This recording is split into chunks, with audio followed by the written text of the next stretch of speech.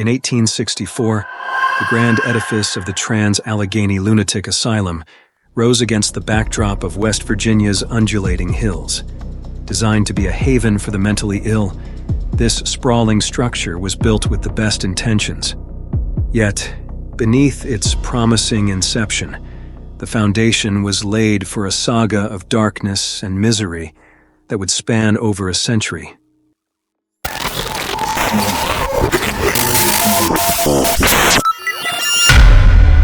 The Trans-Allegheny Lunatic Asylum, also known as the Weston State Hospital, opened in 1864 and was built following the Kirkbride plan. This architectural design aimed to provide light and ventilation to enhance mental wellness, but overcrowding from the start hampered these goals. Originally designed to hold 250 patients, the asylum's population swelled to 2,400 by the 1950s due to societal neglect, poor mental health understanding, and inadequate state funding. Well, the goal of this asylum was rehabilitation through a peaceful environment, but lack of funding and increasing numbers of patients led to severe neglect and appalling conditions. By the 1930s, reports surfaced describing unsanitary, overcrowded wards where patients were left unwashed and unfed, often wandering the halls aimlessly or cowering in fear. Patients with severe mental illness were often placed in hidden, locked wards within the hospital and removed from general records.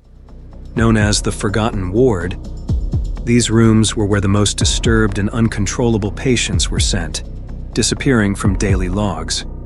In 1949, investigative journalists discovered an abandoned wing of the hospital filled with rusted metal beds, restraints, and personal items, all seemingly untouched for years.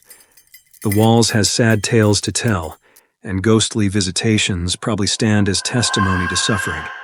Sarah Kendall was a young woman diagnosed with hysteria after showing symptoms of what today might be understood as PTSD. She was subjected to daily ice baths and prolonged solitary confinement. Shortly before her death, Sarah reportedly begged nurses to help her escape the dark room. Following her death, staff and patients alike claimed to see her ghost wandering the hallways, her figure disappearing into shadows and corners. Patients like George Wallace were often subjected to unapproved lobotomies. This dangerous procedure, promoted by Dr. Walter Freeman, severed nerve pathways in the brain, often resulting in permanent disability or death. Freeman conducted some lobotomies personally, including at Trans-Allegheny. George's lobotomy left him comatose for several weeks before his heart stopped.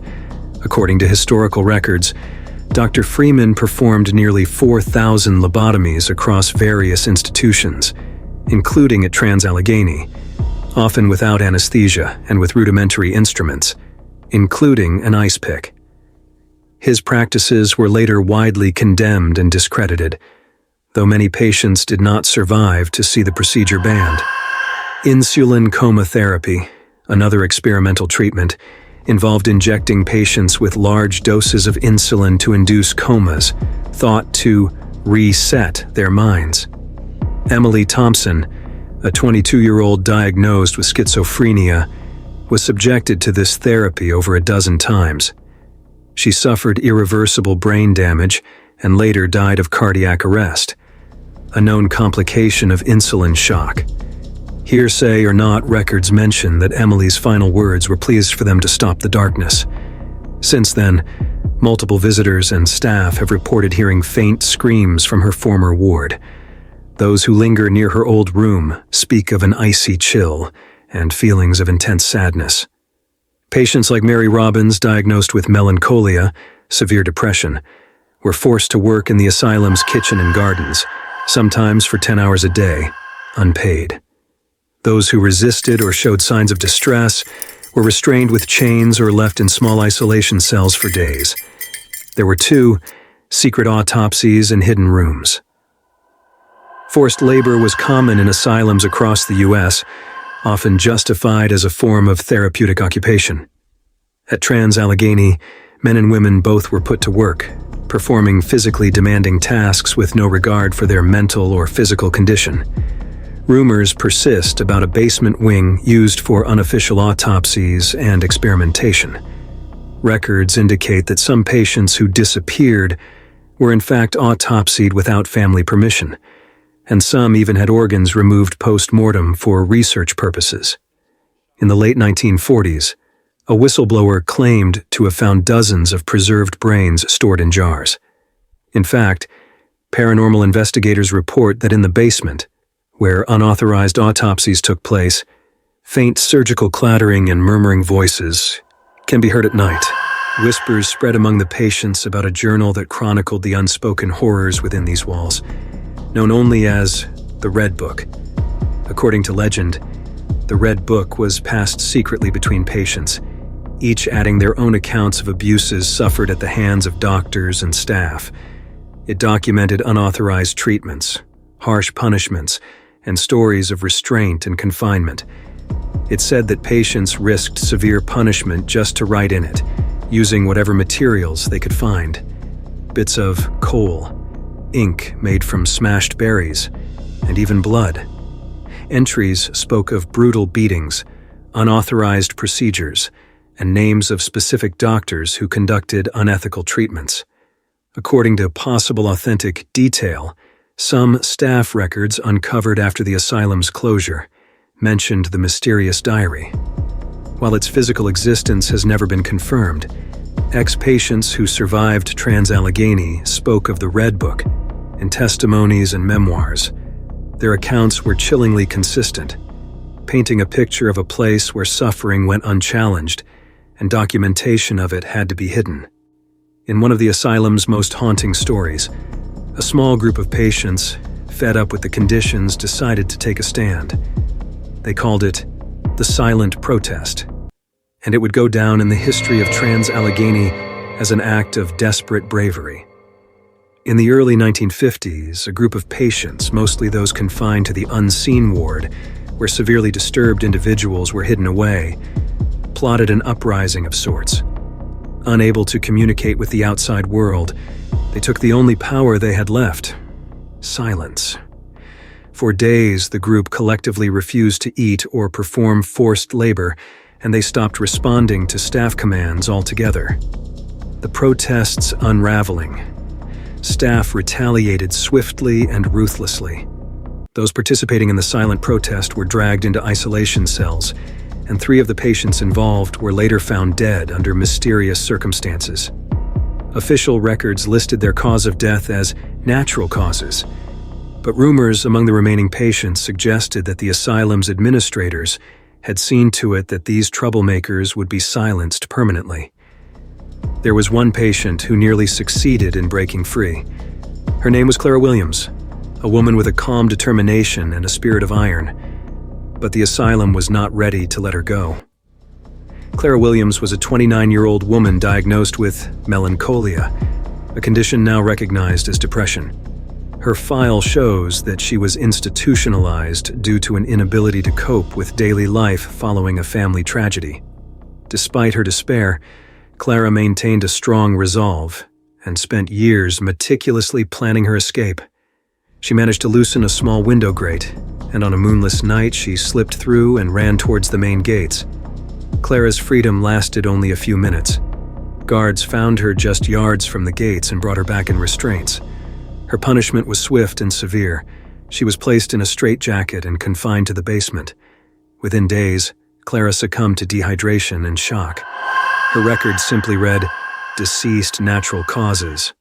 But fellow patients and a few sympathetic nurses believed she had been deliberately left to die as an example to others. Clara's spirit is said to haunt the courtyard outside the asylum, where she was nearly free. Witnesses report hearing faint footsteps near the asylum's entrance, or catching glimpses of a woman's figure moving in the moonlight, almost as if trying to reach the gates once more. In the 1960s, as conditions in the asylum deteriorated further, several staff members known for their cruelty met with unusual accidents.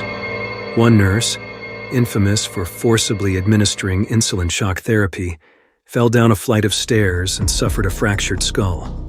Another orderly, who reportedly took pleasure in restraining patients, was found dead from what authorities called an accidental overdose. According to historical records, while documentation on staff injuries or fatalities is limited, the deaths and injuries of certain individuals closely connected with patient abuse were noted in hospital logs, marked as unfortunate accidents. Many patients, however, believed these were acts of revenge by spirits who had suffered under these staff members. The Trans-Allegheny Lunatic Asylum was not just a place for the mentally ill, but a prison for many who had no voice, no choice, and no hope.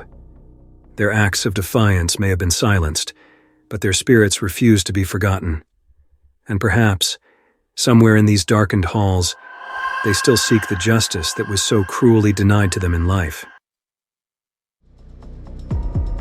The Silent Rooms. When the asylum finally closed in 1994, certain rooms were left sealed, considered too disturbed for public viewing. Former staff members have recounted that these rooms were used for solitary confinement of unruly patients who were often chained or locked up without food or water for days. The Trans-Allegheny Lunatic Asylum stands abandoned, but it's far from empty. Each cold room, each locked door tells a story of lives marked by pain and broken by the very system meant to protect them. The spirits here, if they do linger, serve as a painful reminder of the cost of neglect and mistreatment. To walk these halls is to come face to face with a history that refuses to be silenced. The Trans-Allegheny Lunatic Asylum is currently under preservation efforts, having been auctioned in 2007 and now maintained by a private contractor. It operates as a tourist attraction, offering historical and paranormal tours that peer into its dark past. The asylum houses various exhibits, including patient art and artifacts related to mental health treatment. It remains a site of interest for those fascinated by its haunting history and reported paranormal activity, featured in numerous media, including ghost hunting shows. So viewers, till the next one, do subscribe.